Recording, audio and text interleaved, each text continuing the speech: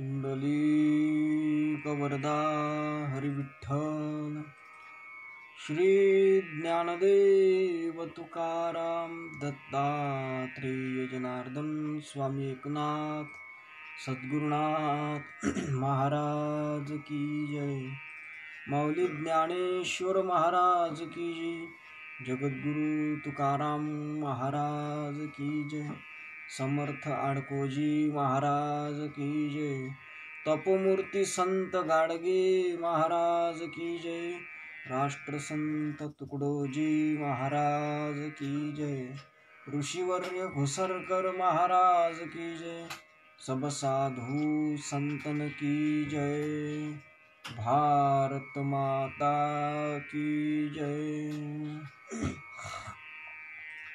ओम नमस्ते अद्वितीयाय त्रिगुणात्मस्वरूपिणे अनंत कोटि ब्रह्मांड नायकाय परात्मने आनंदमानंदकरः प्रसन्नं सत्यज्ञान स्वरूपं निजबोधयुक्तं योगीन्द्रमिड्यं भवरोगवैद्यं श्री सद्गुरुं नित्यमहं नमामि। ज्ञानदेवं ज्ञानमूर्तिं साक्षात् प्रेमस्वरूपिणं नामदेवं दयामूर्तिं नाथं वन्दे पुनः पुनः।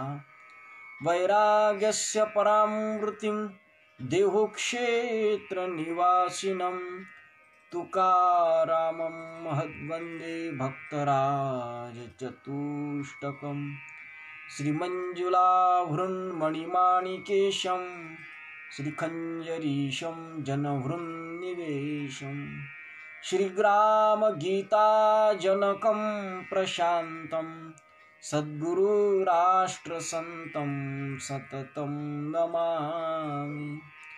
अनिन्द्यसाहित्यसुधासमुद्रः विदर्भदेशेन सुधामदेवः अद्भुत सदाचाररतो महात्मा विद्वान् विनम्रः समुदारचेताः राष्ट्रसंत गिरोद्गीर्णं ग्रामकल्याणचिन्तनं दीनार्तकरुणापूर्ण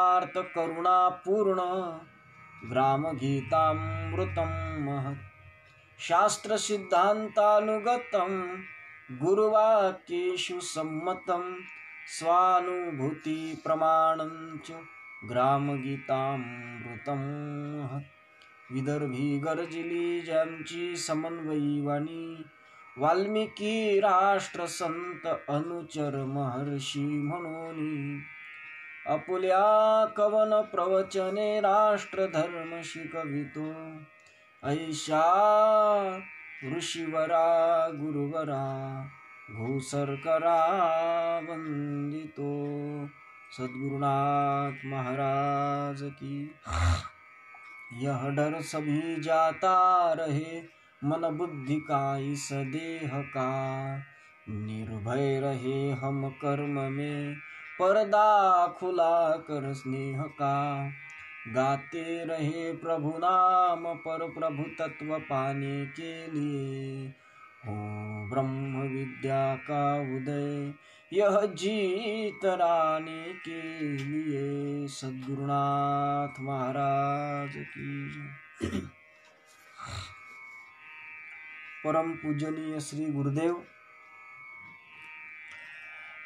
विश्व माऊली ज्ञानेश्वर महाराज, प्रचार रत्न संत नामदेव महाराज, शांती ब्रह्म एकनाथ बाबा आणि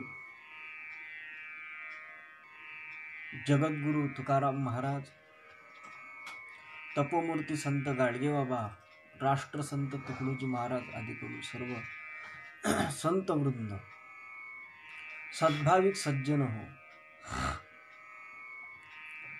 आपण जवळजवळ आजचा 34वा दिवस आहे या अष्टश्लोकी भागवताचं चिंतन करत आहे। त्याच्यामध्ये काल आपण पाहिलं होतं की यह डर सभी जाता रहे मन बुद्धी का इस देह का. आमच्या मनाचं, आमच्या बुद्धीचं, आमच्या देहाचं भय निघून जावं. देहाला असलेलं मरण भय, मनाला असलेलं पाप भय किंवा अधर्म भय आणि बुद्धीला असलेलं भव भय किंवा बंधनाचं भय, हे तीनही प्रकारचं भय आमचं निघून जावं. अर्थात निर्भय. यह डर सभी जाता रहे मन बुद्धि का इस देह का. त्याकरिता आपण अर्जुनाच्या संबंधाने थोडाफार विचार केला होता की अर्जुनाचं जे भय आहे ते भय घालवून दिलं होतं. वास्तविक विचार जर केला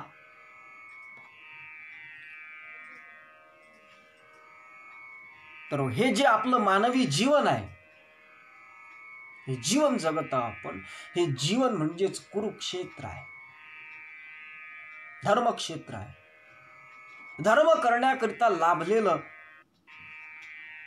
आणि कर्म करण्याचं स्वातंत्र्य असलेलं हे जे देह आहे, हेच कुरुण म्हणजे कर्म करण्याचं क्षेत्र असलेलं जे हे धर्माचं क्षेत्र असलेलं जे शरीर आहे, हे जे जीवन आहे, हे जीवनच खऱ्या अर्थानं मानवी जीवन म्हणजेच धर्मक्षेत्र कुरुक्षेत्र आहे. ती युद्धभूमी आहे. आणि त्या युद्धभूमीवर सत्वगुणी आचार विचार जे आपल्या जीवनामध्ये आहेत, मनामध्ये आहेत, ते सत्वगुणी आचार विचार म्हणजेच पांडव सैन्य आहे. अर्जुनाचं सैन्य आहे, नाम अर्जुन आहे, अर्जुनाचं सैन्य आहे. आणि जे आपले तमोगुणी जे विकार आहेत, जे विकार रूपी विचार आहेत, ते म्हणजेच अनंत आहेत. ते विकार अनंत बुद्धीचे तरंग आहेत. ते जे अनंत विकार आहेत, 100 प्रकारचे विकार असतील, 1000 प्रकारचे विषय, तेच 100 कौरव आहेत.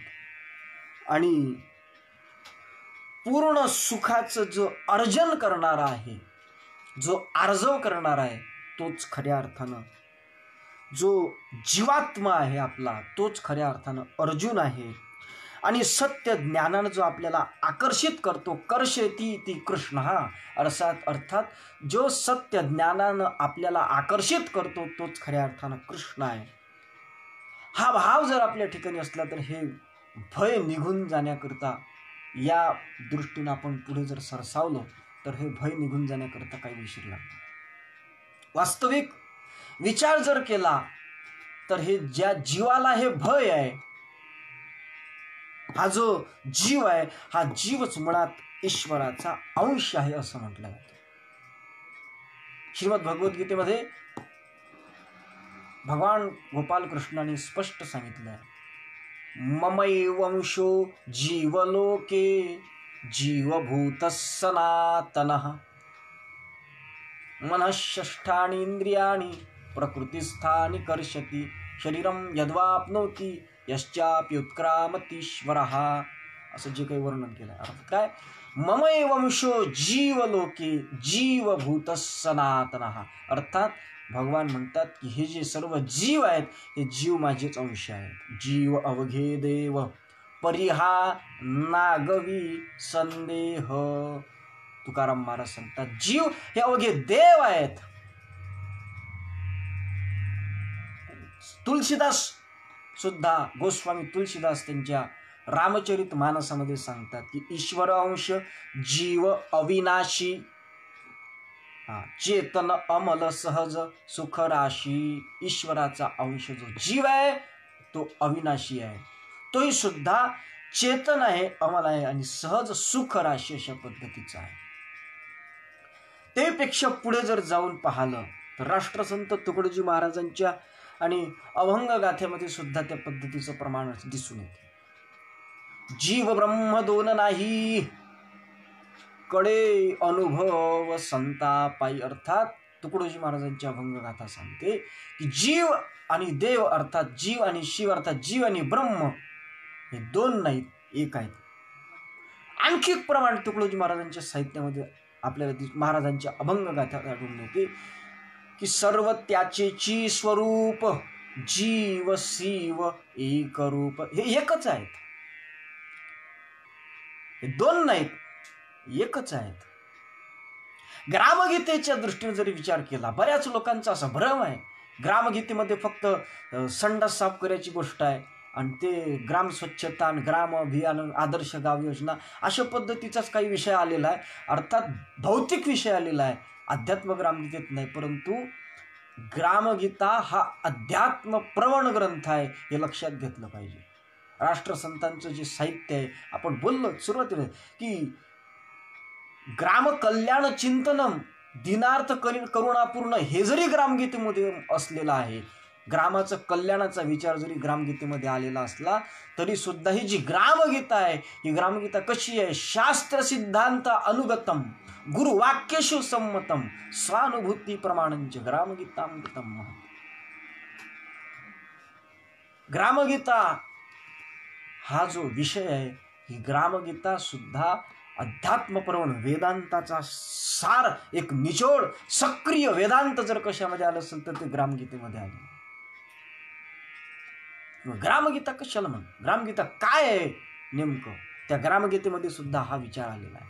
ग्रामगीता असं म्हणते की प्रत्येक जीव ईश्वराचा देवाचा अंश, तो जितुका करी आपुला विकास, तितुका उच्च अवतार पदास, याच लोकी जातसे ईश्वराचा अंश आहे. ते आहे मानव सृष्टीहुनी थोर, तो ईश्वराचाची अंश अवतार, अचूक प्रयत्नी दैवी हत्यार, निर्मूषके प्रतिसृष्टी. पुन्हा ग्रामगीतेमध्ये तिसरी एक ओळ लिहिली आहे, जी ईश्वर अंश सर्व जीव, यत्न तोची जाणावा देव, ऐसे वदती साधू संत ग्रंथ मानव, सर्वची नित्य. या 3 ओव्या ग्रामगीतेत आलेल्या. या 3ही ओव्या हेच सांगतात की ईश्वर आणि जीव हे भिन्न नाही, अर्थात जीव हा ईश्वराचा अंश आहे, परंतु परमात्म्याचे तुकडे पडू शकत नाही. जैसे बर्फाचे तुकडे नव्हे ते घटोपाधीमुळे भासत आहे, तसा जीव आणि ईश्वर सुद्धा एक आहे. बर्फ आहे. एक साधं उदाहरण सांगतो. तुमच्या घरामध्ये फ्रीज आहे, फ्रीज. त्या फ्रीजमध्ये फ्रीजरमध्ये बर्फ करण्याकरिता एक प्लॅस्टिकचं त्याच्यामध्ये टप्पे पाडले, थोडे थोडे थोडे थोडे असे डबे पाडलेले आहेत. प्लॅस्टिकचं एकच ती वस्तू आहे. त्याच्यामध्ये पाणी भरून ठेवलं की तेच बर्फ बनते. पण बर्फाचे तुकडे तुकडे प्रत्येक जो काही त्याच्यामध्ये जे पार्टिशन केलेले थोडे थोडे थोडे थोडे असे त्याला काय म्हणता येईल ते खड्डे केलेले आहेत. त्याच्यामध्ये जे आपण पाणी टाकतो तेच बर्फाचं रूप घेते. त्या प्रत्येक खड्ड्यातला बर्फ हा वेगळा वेगळा दिसतो, पण तो वेगळा जरी दिसत असला तरी बर्फ ही वस्तू मात्र एक आहे. ते घटोपाधीमुळे वेगळे वेगळे दिसत आहेत, वेगळे वेगळे त्याचे आकार केले आहेत, एकच आहे, त्याचे भिन्न भिन्न अशा घटोपाधीमुळे भासते आहे, हे तितकं खरं आहे. आणि म्हणून त्याला अंश म्हणणं हे सुद्धा संयुक्तिक ठरत नाही. अस्तित्व एकच आहे, बर्फ एकच आहे, पण वेगळा वेगळा दिसतोय. आणि तो अंश आहे असं म्हणण्याचं कारण काय आहे? तर कारण एवढंच आहे की परमात्म्याचे जे सच्चित आनंद हे 3 गुण आहेत, सदत्व, चिदत्व आणि आनंदत्व, अशा पद्धतीचे जे काही गुण आहेत, हे गुण अल्प प्रमाणात का होईना त्या जीवात्म्याच्या ठिकाणी सुद्धा आढळून येतात. आणि म्हणून नरो नारायणो साक्षात असं म्हटलं जाते. हे जीवाचं मूळ स्वरूप आहे. जीव हा ईश्वराचाच अंश आहे. पण काय झालं, ज्ञानेश्वर महाराज सुद्धा सांगतात की तैसे अंश जे आहेत त्या बाबतीत ज्ञानेश्वर महाराज सुद्धा सांगतात, तैसे भूतजात सर्व हे माझेची कीर अवयव, परी माया योगे जीव दशे आले. हे जीव कशामुळे झाले? स्वतःच्या स्वरूपाला विसरले, त्याच्यामुळे जीव झाला. त्याच्यामुळे जीव झाला. भागवतामध्ये सुद्धा एकनाथी भागवतामध्ये एकनाथ महाराज सांगतात जीव कशामुळे झाला. जीव कशामुळे झाला हे सांगता सांगता मला तुकडोजी महाराजांनी कसा झाला हे सांगितपर्यंत यायचं. मी एक एक ग्रंथ घेतला. एकनाथ महाराज सांगतात की जेवी स्वप्ना माझी आपण आन असोनी देखे आन, तेवी अविद्याकत्वे जाण, जीवपण एकदेशी अविद्यत्व कवच्छेदकान. या परमात्म तत्वालाच, विद्य तत्वाला अविद्यामुळे जीव अशी संज्ञा प्राप्त झाली. जीव पण म्हणजे अध्यात्म संग जडला की तो देव होतो, आणि तोच अज्ञान संग जडला त्याला जीव अशी संज्ञा प्राप्त होते. राष्ट्रसंत तुकडोजी महाराजांचा वेदांत सार संमत असा आत्मप्रभाव ग्रंथ आहे. 2 ग्रंथ आहे. एक साधन रूप ग्रंथ आहे, त्याला आनंदामृत म्हणतात. आनंदामृत आहे तुकडोजी महाराजांचे. आणि एक दुसरा वेदांत सार संमत ग्रंथ आहे, तो साध्य रूप आहे. त्याच्यामध्ये साध्याचं वर्णन केलं, त्याला आत्मप्रभाव असं म्हणतात. आणि त्या आत्मप्रभाव ग्रंथामध्ये राष्ट्रसंत तुकडोजी महाराजांनी त्याच्या 4थ्या अध्यायामध्ये स्पष्ट सांगितलंय की हा जो जीव आहे हा मूळचा शिव आहे, पण तो जीव कशामुळे झाला. सांडून या शुद्धात्म भाव करी अनंतरंगी लाघव, म्हणून अविद्या गुणे जीव ऐसे नाव ठेविले. म्हणतात शुद्ध आत्मभाव जो त्याच्या ठिकाणचा आहे तो सोडून अनंतरंगी त्यानं तादात्म्य साधलेला आहे, आणि त्याच्यामुळे अविद्येशी त्याचा संबंध आला, आणि त्या अविद्येशी तो रत झाला, अज्ञानाशी रत झाला, जड वस्तूशी रत झाला, म्हणून त्याला जीव अशा पद्धतीची संज्ञा प्राप्त झाली. वास्तविक तो तोच आहे, पण तो इकडे तादात्म्य पावल्यामुळे.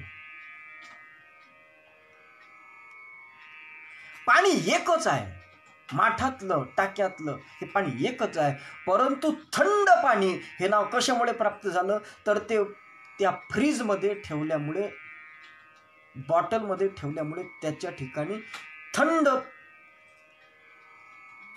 आलेला आहे, म्हणून त्याला थंड पाणी म्हणतो.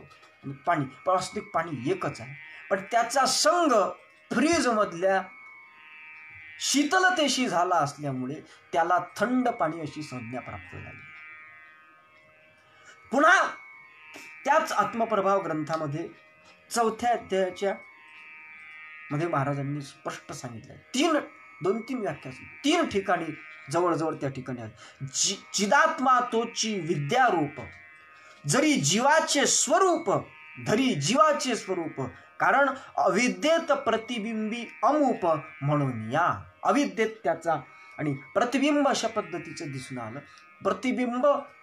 बिंब प्रतिबिंब न्यायानं त्याला जीव अशी संज्ञा प्राप्त. त्याही पुढे जाऊन महाराज सांगतात की चिदात्मा तो अविद्येत गुंगला, म्हणून विकारा पावला, तयासी जीव ऐसे बोलिला श्रुती वाग. तो अविद्येत गुंग झाला म्हणून त्याला श्रुतीनं जीव अशा पद्धतीची संज्ञा दिलेली आहे.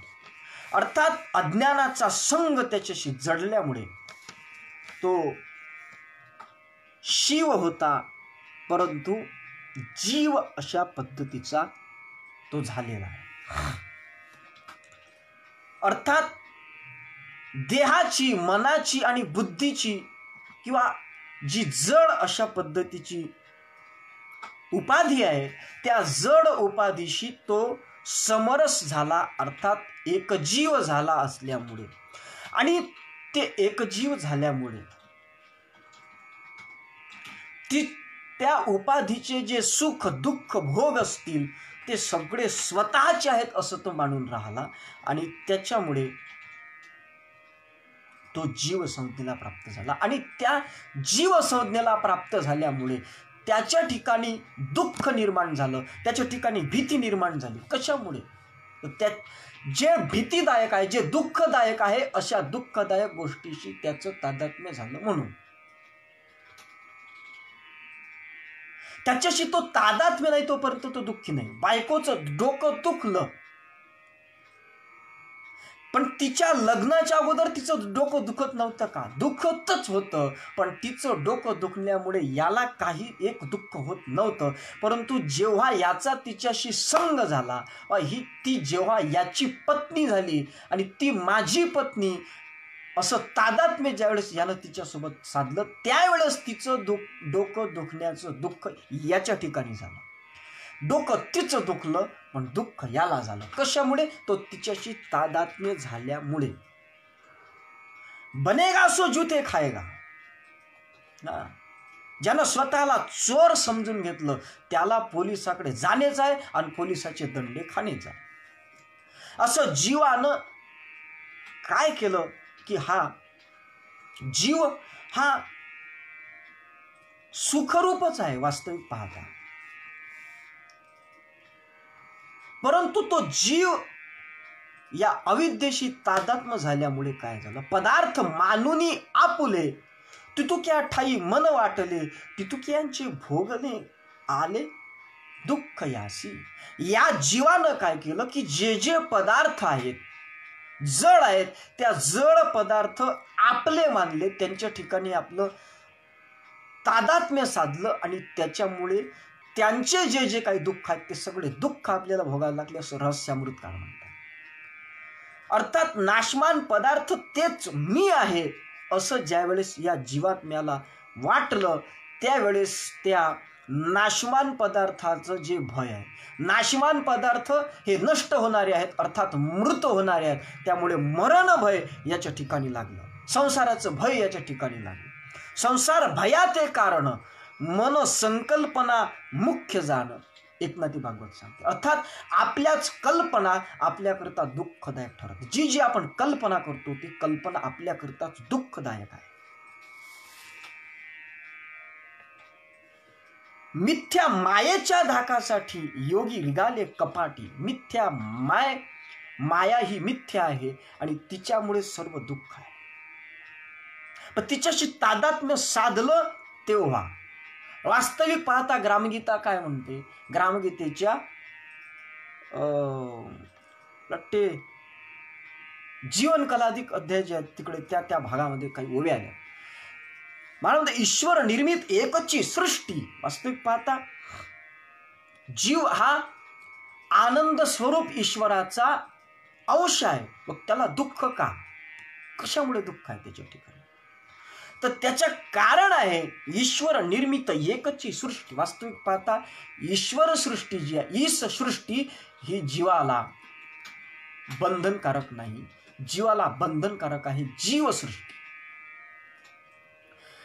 पण प्रश्न निर्माण होते की मग ईश्वर निर्मित जर ही सृष्टी आहे तर मग ती जीवाला दुःखकारक का होते? तर वास्तविक पाहता त्याचं उत्तर महाराजांनी दिलं आहे. ईश्वर निर्मित एकची सृष्टी, एकच सृष्टी आहे ईश्वराने निर्माण केली. परी पाहणाऱ्याची भिन्न दृष्टी, पण तिच्याकडे पाहणाऱ्याची दृष्टी भिन्न आहे. ग्रामगीता बोलतो मी, ग्रामगीता सांगते की आपुल्या भावे दुःखी कष्टी होय वेष्टी समष्टीने. त्याला दुःख होण्याचं कारण आपणच आहे. कसं? तर ईश्वर निर्मित स्त्रीरूप सत्ता, ती कुणाची माता कुणाची कांता, आपुल्या भावे सुख दुःख भिन्नता भोगी जीव.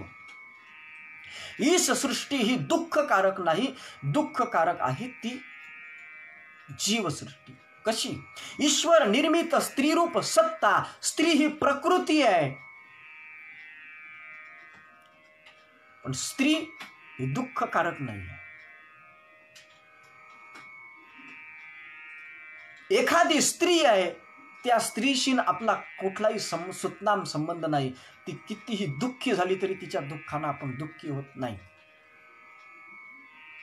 पण आपण दुःखी कधी होतो? ज्यावेळेस ती माझी पत्नी आहे अर्थात तिच्याशी आपण तादात्म्य झालो, त्यावेळेस मात्र तिचे सगळे दुःख आपल्या ठिकाणी येत असते. जी जी कल्पना तुम्ही आम्ही केली त्या कल्पनेच्या माध्यमातून तुम्हाला दुःख भोगावलं. तुम्ही जी केलेली कल्पना आहे त्या ठिकाणी जो तुम्ही आरोप केलाय वस्तूवर केलेला, जीव आपणची संकल्प करी कल्पनी आरोप वस्तूवरी, त्या वस्तूवर आपण जो केलेला आरोप आहे, ममत्व आहे, त्याच्यामुळे आपल्याला दुःख भोगावं लागते आहे. आणि ते दुःख इतकं दुःख भोगावं लागते आहे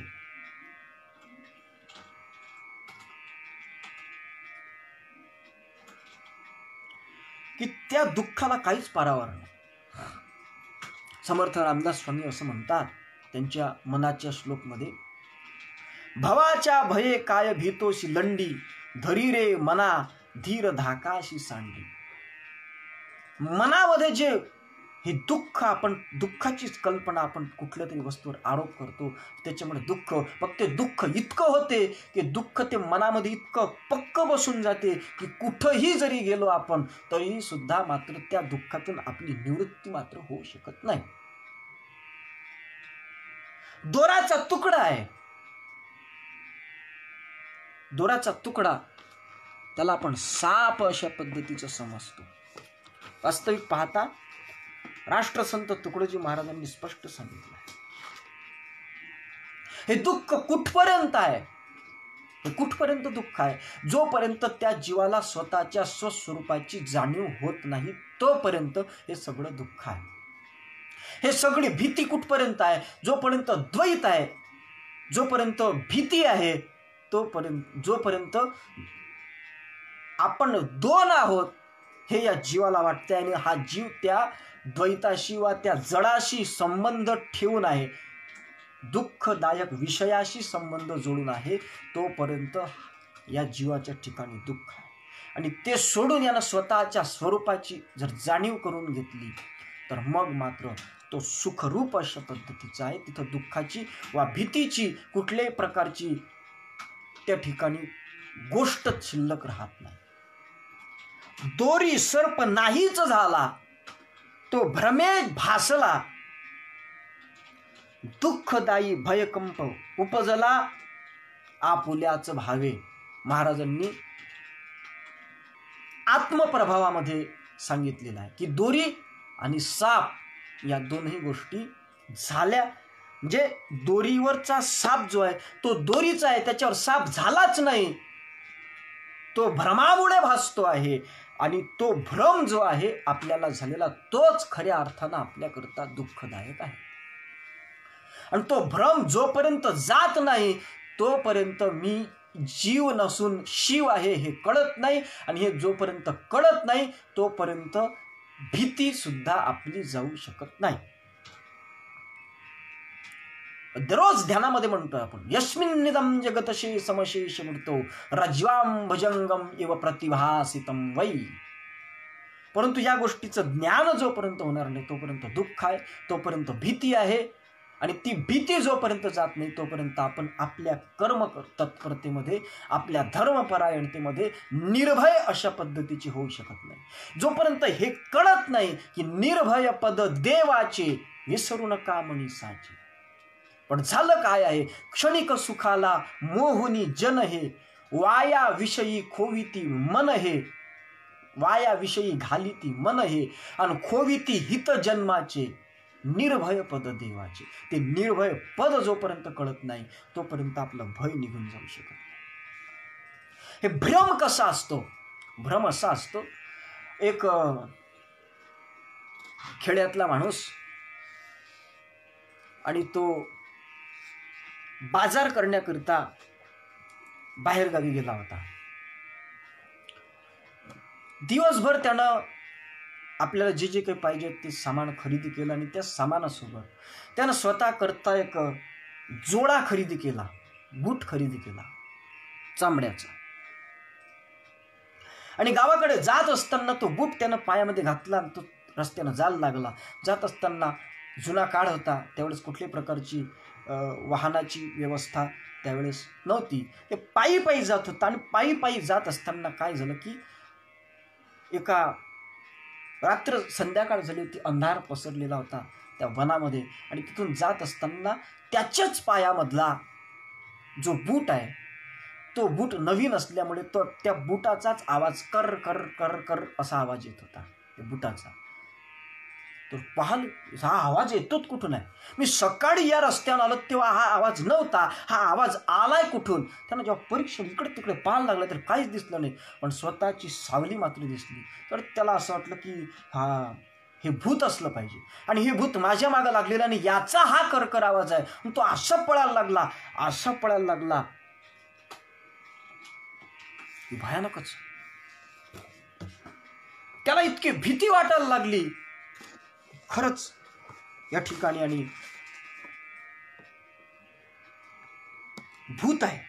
मग निर्भय होता मनी तव नव जोडा आवाजे चरणी माया भुली संगे अचाट ध्वनी कर कर ध्वनी ऐकता धारिष्ट पाहे आपुरला चालता चाली तव बाजूस देखे स्वसावली पाहुनी पहुड हुड हुड भली म्हणे पावलो घाली भूतांच्या. आता मला भूतानं झपाटलंय असं त्याच्या मनामध्ये भ्रम झाला आणि मग तो धावायला लागला. इतका धावायला लागला आणि धावता धावता जवळजवळ चंद्रपाठी जात असे तव छाया सन्मुख येत असे या लागी ती भूते भासे नेत्र झाकी. इतका पळायला लागला जास्तीत जास्त धावायला लागला. तो इतका पळायला लागला की भूत माझ्या मागं लागला असं समजून तो पळायला लागला आणि तो पडता पडता खड्ड्यात पडला. गोष्ट त्याच्या घरच्या लोकांना कळली, हा खड्ड्यात पडलेला आहे. ते गेलेत तिथं, त्याला उचलून आणलं घरी आणल्यानंतर त्याला झोपवलं बेडवरती. सगळे त्याच्या अवतीभोवती, त्याची आई, त्याची बहीण, त्याची बायको, त्याची मुलं सगळे त्याच्या भोवती होते. अरे काय झालं काय मला भूतानं झपाटलाय, काय करावं, कोणाला विचारावं, काहीच बोलत नव्हता. शेवटी तिथे त्याचे गुरु आले.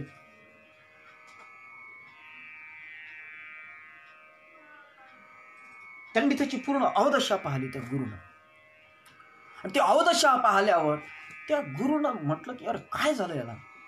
त्यानं पाणी शिंपडून पाहिलं, त्याच्यावर बरेच काही अशा पद्धतीचे आणि प्रयोग पाहिले, परंतु ते काहीच जमत नव्हतं. शेवटी त्याला जागलं, त्याला विचार अरे काय झालं. म्हटलं मला भूतानं झपाटलं.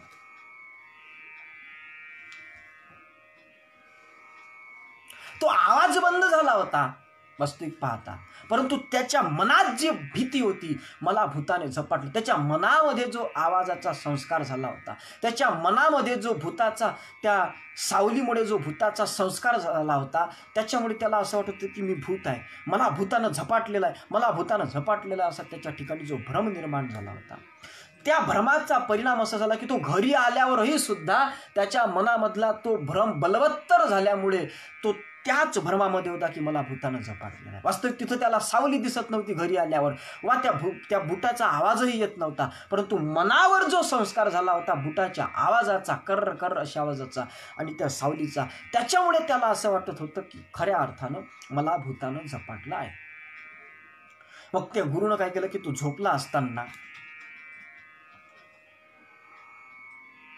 त्याच्या तोंडावरती काळं वंगण फासलं आणि त्याला आरशात पाहायला लावलं. उठल्यानंतर काय भूत झपाटलं ना तुला, त्या भूताला आम्ही काळं फासलेलं आहे. जेव्हा त्या आरशामध्ये पाहिलं आणि त्याला बंदिस्त करून ठेवलं म्हणे त्या फोटोमध्ये, गुरुने सांगितलं त्यावेळेस त्या आरशात पाहिलं. त्या आरशात पाहिल्याच्या नंतर मग लक्षात आलं की अरे, याच्यामध्ये पाहिल्यानंतर मग लक्षात आलं की अरे भूत तर नष्ट करून टाकलाय माझ्या गुरूंनी, तो दुसरा आहे आणि मी वेगळा आहे. हे ज्यावेळेस पाहिलं त्यावेळेस त्याचं भ्रम दूर झाला. अर्थात असा जो काही भ्रम अशा पद्धतीचा झालेला असतो, आमच्या वेदांताचा जो प्रक्रिय ग्रंथ आहे दुसऱ्या नंबरचा तो विचारसागर, त्या विचारसागरामध्ये भरचूची कथा आली आहे.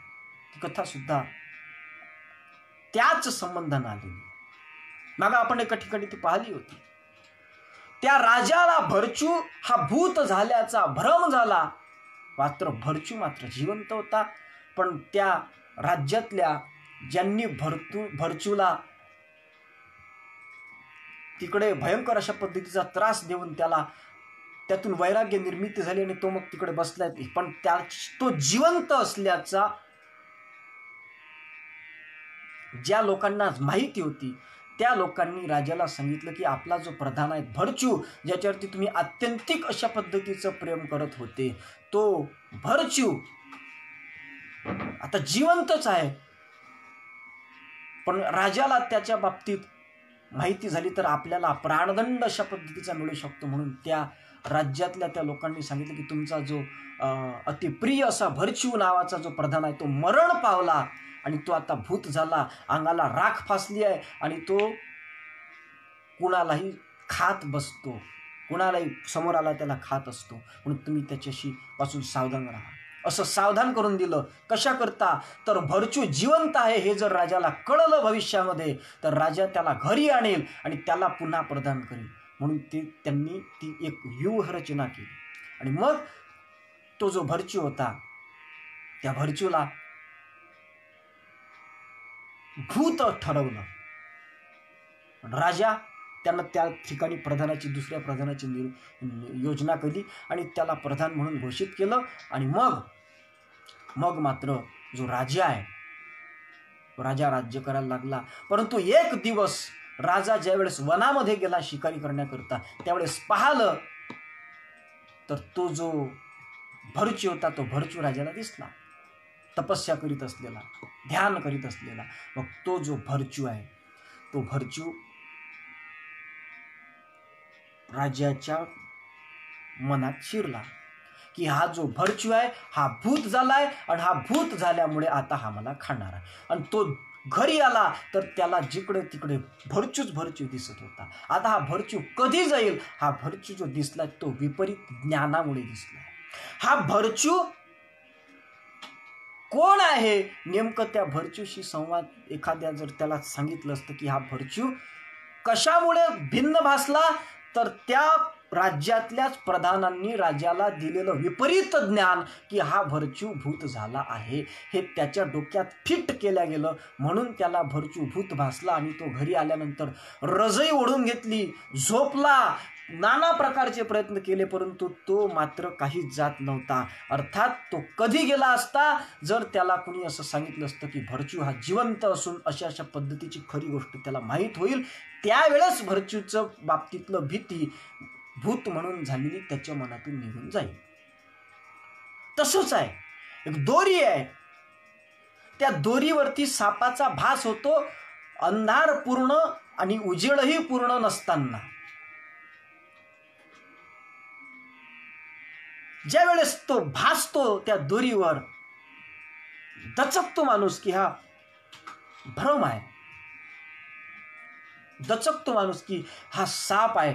आणि त्यावेळेस माणूस काय करतो, खरंच साप आहे का म्हणून ज्यावेळेस बॅटरी लावून पाहतो त्यावेळेस लक्षात येतं की ही दोरी आहे आणि या दोरीवर मला सापाचा भास अशा पद्धतीचा झाला आहे. हे ज्यावेळेस कळते त्यावेळेस जीवाला स्वतःच त्यावेळेस सापाच्या संबंधानं असलेली जी भीती मनामध्ये तयार झाली ती निघून जात असते. तसंच जो भ्रम आपल्याला झालेला आहे अनेक जन्मापासून, भ्रमता भुवा कई जन्म से, लहरकी बरखेमध्ये महाराज म्हणतात, जो जीव आलेला आहे त्या ठिकाणी आपलं खरं स्वरूप त्याला कळलं की मी जीव नाही, ज्याला दुःख आहे, ज्याला सुख दुःख आहे. कारण सुख दुःख जो दोनो जीव धर्म आहे, हे जीवाचे धर्म आहेत, हे ज्यावेळेस त्याला कळलं आणि दुःख भय हे सगळे त्या जीवाचे धर्म आहेत हे ज्यावेळेस त्याला कळेल आणि मी कोण आहो तर मी ब्रह्म आहो हे ज्यावेळेस त्याला कळेल त्यावेळेस त्याचं दुःख नष्ट झाल्याशिवाय राहणार. स्वरूपाचं ज्ञान झालं की सर्व दुःखापासून निवृत्ती झाल्याशिवाय राहणार नाही. म्हणून तर आम्हाला विचारतात, विसरला का जन्मा येऊन प्रभूच्या स्वरूपारे, लागले बाहेरचे वारे, त्याच्यामुळे आम्हाला दुःख आहे. आणि म्हणून आनंद ब्रह्मणो विद्वान न बिभेद कुतश्चन, असं तैत्तरीयोपनिषदामध्ये सांगितलेलं आहे की ब्रह्मज्ञ जो आहे, ज्याला खरं ब्रह्मस्वरूपाचं ज्ञान झालं, तोच पुरुष खऱ्या अर्थानं निर्भय होतो, असं तैत्तरीयोपनिषदामध्ये सांगितलेलं आहे. आणि म्हणून हा आमच्या संतांचा सुद्धा अनुभव आहे. आमच्या संतांच्या मते जीव हा देवरूपच आहे, परंतु देह मन बुद्धीच्या संबंधामुळे सगळे भय त्याच्या ठिकाणी लागलेले आहेत. आणि म्हणून ताकाचे अंश फेडणे या नाव लोणी काढणे, ज्ञानेश्वर महाराज म्हणतात. अर्थात उपाधी दूर सारली की जीवाचं देवत्व प्रगट होत असते. पहा तुम्ही, वारा आभाळाची फेडी वाचनी सूर्या ते न घडी. वारा आहे,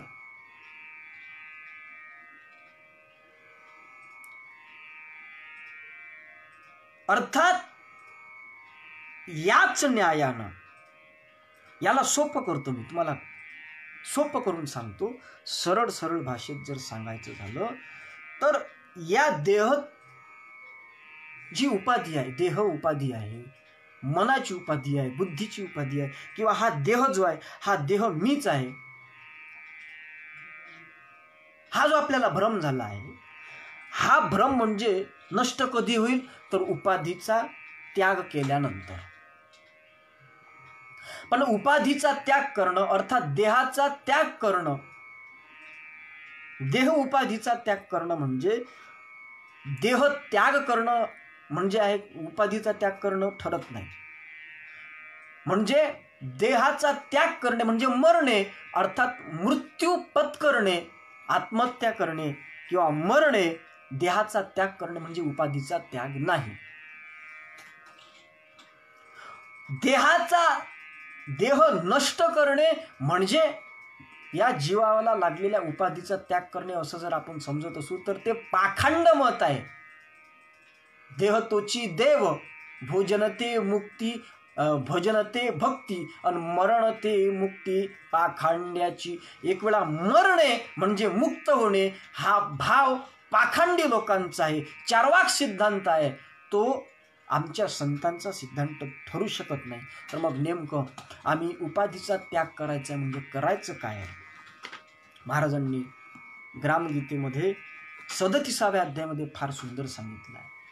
महाराज म्हणतात की देवत्वाची ज्योत दीप्तिमान, परी आवरण पडले मलिन, ते साफ करायशी प्रयत्न, म्हणती साधन त्या लागे. ऐशी साधने निमित्त मात्र, स्वरूप एकची असे सर्वत्र, ते अनुभवा आणि वृत्ती पवित्र, हेची सूत्र उन्नतीचे. अर्थात आळस, निद्रा, प्रमाद, चुका आपल्याकडून ज्या होत असतात, त्याला पापात्मक जी वासना आपली होत असते मनाची, तिला मल अशा पद्धतीचं म्हणतात. आणि तिच्या पुढची जी दुसरी आहे ती आहे आवरण. अर्थात स्वस्वरूपाच्या संबंधानं आसक्ती, तृष्णा, वासना हे मनाचे जे चंचलता आहे आणि त्याच्यामुळे जे अज्ञान झालं आहे आपल्याला, त्याला म्हणतात आवरण. तो पडदा पडलेला आहे.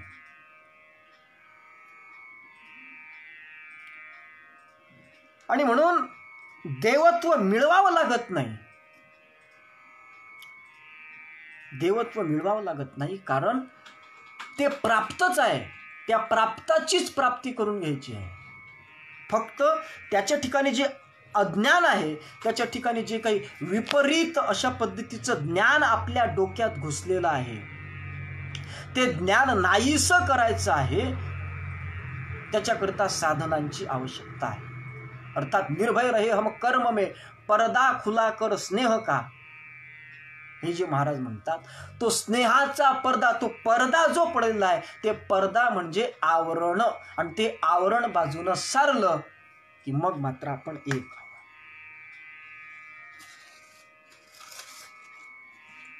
म्हणून त्यासाठी साधनांची आवश्यकता आहे.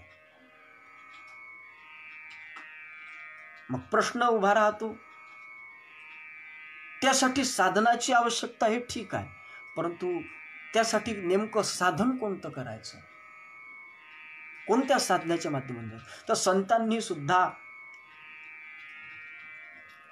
त्याच्याविषयी विचार केलाय, वेदाने सुद्धा त्याच्याविषयी विचार केलेला आहे.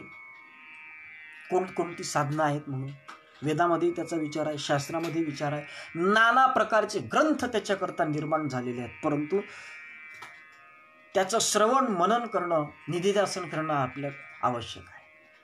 परंतु या धकाधकीच्या जीवनामध्ये इतके ग्रंथ अभ्यासनाचा इतका वेळ कुणाकडे उपलब्ध आहे, इतक्या सगळ्या गोष्टीचं चिंतन करण्याचा, मनन करण्याचा, वेदाचं शास्त्र इतक्या कठीण कठीण ग्रंथांचं नाही आहे. म्हणून मग संत अनुभवाचे सागर, त्यांना कळतो पुढील व्यवहार, जीवाचा कैसा होय उद्धार, काय करावे त्याला. हे त्या संतांनी तो मार्ग सुद्धा सांगितलेला आहे. आणि ज्या संतांना हे कळतं त्या संतांपैकी एक संत म्हणजे राष्ट्रसंत आहे. संत में एक संत था, खंबीर तुकड्या दास था, असे जे संत आहेत त्या राष्ट्र सामुदायिक प्रार्थना अष्टकामध्येच ते 3 मार्ग जे आहेत, 3 प्रकारचे साधन जे आहेत वेदांनी सांगितलेले, त्याचा सार रूपानं विचार या प्रार्थना अष्टकामध्ये सुद्धा महाराजांनी सांगितलेला आहे. तेव्हा अनेक मत असतील, मतमतांचा गलबला एक न मिळे एकाला, त्या मतमतांच्या गलबल्यामध्ये आपण न फसता, कारण तो गलबला किती गलबला आहे. ज्या वेळेस त्या गलबल्यामध्ये आपण अटकू नये. ज्या वेळेस यक्ष गंधर्वानं धर्मराज युधिष्ठिराला प्रश्न विचारले ते किम पंथीना, कोणत्या मार्गाने जावं, त्यावेळेस त्याने दिलेल्या उत्तराचा जो श्लोक आहे त्याच्यात थोडं चिंतन करणं आवश्यक आहे. तर्को प्रतिष्ठोर श्रुतयोर विभिन्न, नैको मुनिर यस्य वचः प्रमाण, धर्मस्य तत्वं निहितं गुहायं, महाजनो येन गतस्स पंथः. अर्थात श्रुतीचे मत भिन्न आहेत, तर्क भिन्न भिन्न आहेत.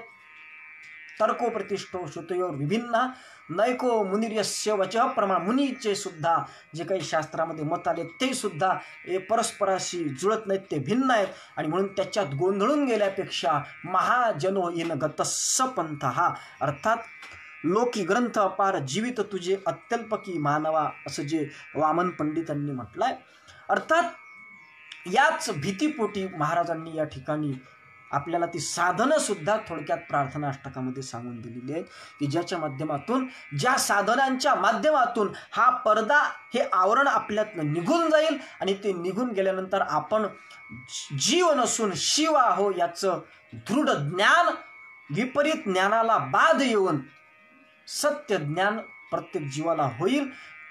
ते कशामुळे होईल, त्याच्या संबंधातला वेदांचा त्रिकांडात्मक मार्ग कोणता आहे आणि त्याकरिता कोणत्या गोष्टी आवश्यक आहे, की ज्या माध्यमातून जीवाला स्वतःचं स्वरूप कळून येईल. आणि हे जे जीवावरती पडलेलं अज्ञानाचं आवरण आहे, ज्यामुळे हा जीव कर्म करण्यामध्ये निर्भय राहू शकत नाही, अर्थात त्याच्या ठिकाणी भीती आहे, त्याच्या ठिकाणी दुःख आहे, ते कशाने नष्ट होईल याचं चिंतन महाराजांनी सांगितलं आहे. त्या साधना मार्गांचा सुद्धा विचार आपण करणार आहोत.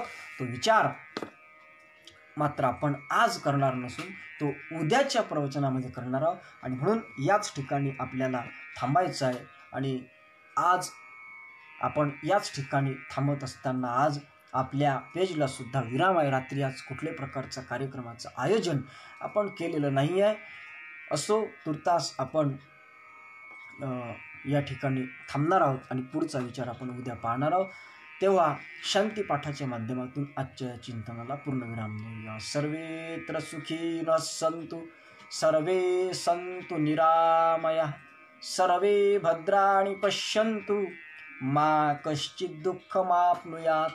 ओम शांति शांति शांति. सद्गुरुनाथ महाराज की जय. पुंडलीक वरदा हरी विठ्ठल श्री ज्ञानदेव तुकाराम दत्तात्रेय जनार्दन स्वामी एकनाथ सद्गुरुनाथ महाराज की जय. माऊली ज्ञानेश्वर महाराज की जय. जगद्गुरु तुकाराम महाराज की जय. समर्थ आडकोजी महाराज की जय. तपमूर्ती संत गाडगे महाराज की जय. राष्ट्रसंत तुकडोजी महाराज की जय. माऊली ज्ञाने ऋषी संत घुसरकर महाराज की जय. सब साधु संतन की जय. भारत माता की जय.